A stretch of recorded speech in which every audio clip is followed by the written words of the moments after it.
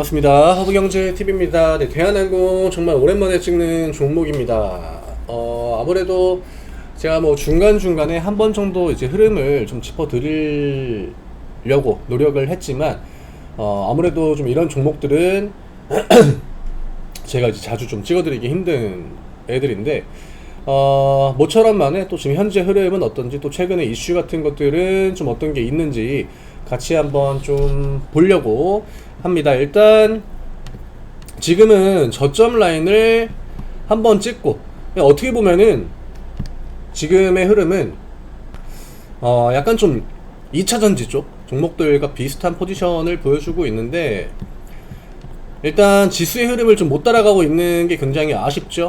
왜 그러냐면은 기본적으로 항공주들은 다 아시겠지만 유가와 이제 주가가 좀 상반되는, 유가가 올라가면 주가가 좀 하방 압력을 받는, 또 실적 시즌임에도 불구하고 대한항공 같이 이제 큰 이제 풀캐리어 서비스라고 하죠, FCS. 그 다음에 반대로 이제 저가 항공사가 이제 LCC인데, 최근에 LCC 쪽은 실적이 굉장히 좀 회복이 많이 됐습니다.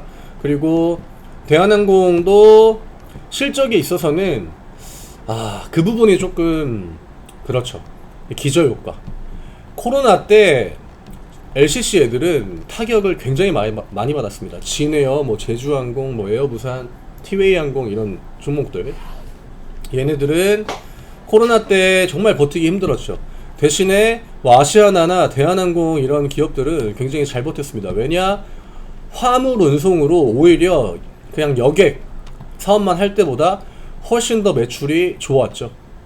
정말 그 유례 없는 그 뭐 호황이었죠. 어떻게 보면은 각 나라들이 다 돈을 풀면서 이제 그 수출 수입 이런 것들도 굉장히 많이 늘어났고, 물동량 자체가 어마어마하게 증가하다 보니까 화물항공 쪽의 운임료나 그 매출 부분이 굉장히 좀 폭발했던 그 시기가 이제 오히려 반대로 코로나였거든요. 그래서 대한항공 같은 경우에는 코로나 때 주가가 약하지 않았습니다.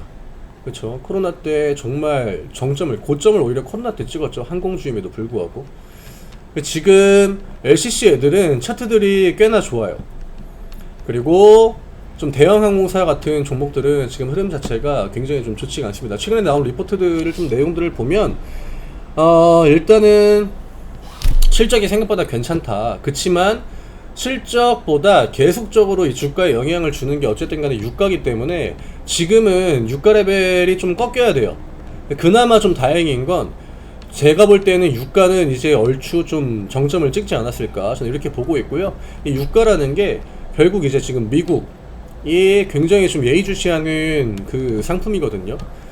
대선에 가장 지금 영향을 많이 주는 게 어쨌든 간에 인플레입니다. 미국 대선에 하반기에 예정이 되어 있고, 미국은 계속적으로 유가 레벨을 위쪽으로 움직이지 못하게 하려고 노력을 많이 합니다. 지금 바이든이 암만 뭐 친환경 대통령이다라고 하지만 뭐 화석연료라고 하죠. 그거를 엄청나게 쓰고 있거든요.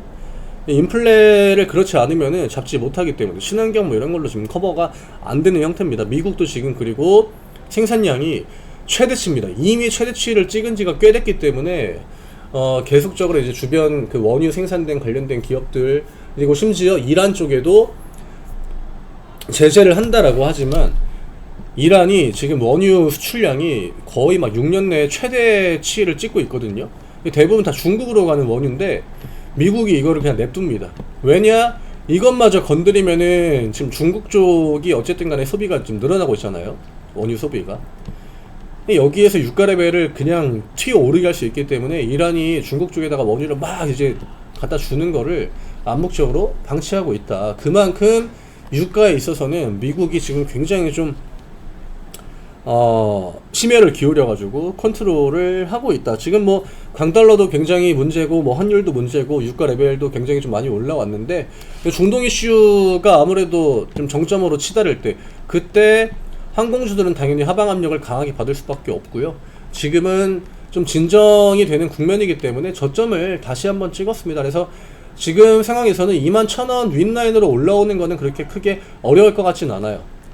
다만 또 이제 유가가 다시 이제 막 계속적으로 추세를 꺾고 내려가기는 좀 힘들 수도 있다라고 저는 보고 있기 때문에, 지금보다는 위쪽이 조금 열리긴 하겠지만 상단 하단이 좀 갇혀있는 좀 박스권의 형태로 진행이 되지 않을까 그렇게 좀 보고 있고, 중장기 관점에서는 지금은 뭐 실적에 대한 메리트를 부각할 받기가 좀 대한항공 입장에서 힘들기 때문에 웬만하면은 대한항공 쪽의 비중을 좀 늘리거나 하는 대응은 좀 자제를 하시는 거를 권해드리고 싶고요.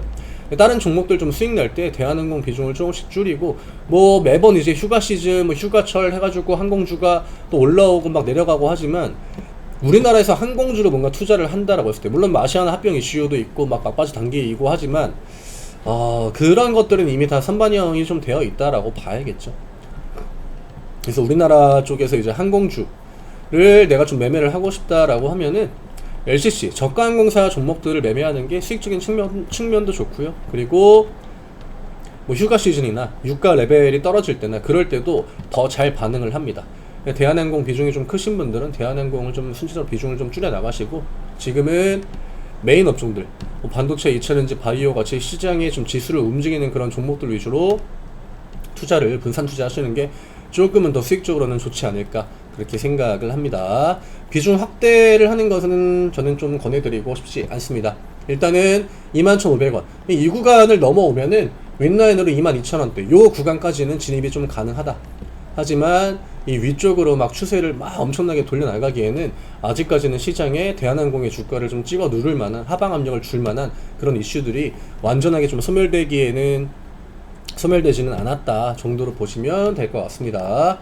저희 카카오 채널 링크 영상 아래쪽에 남겨드립니다. 누르시고 무료 종목 신청 누르신 다음에 대한항공 남겨주세요. 저희가 안내해드리는 무료 종목들 같이 한 주 동안 매매하실 수 있고요. 지금 매매하기에 굉장히 좋은 시즌입니다.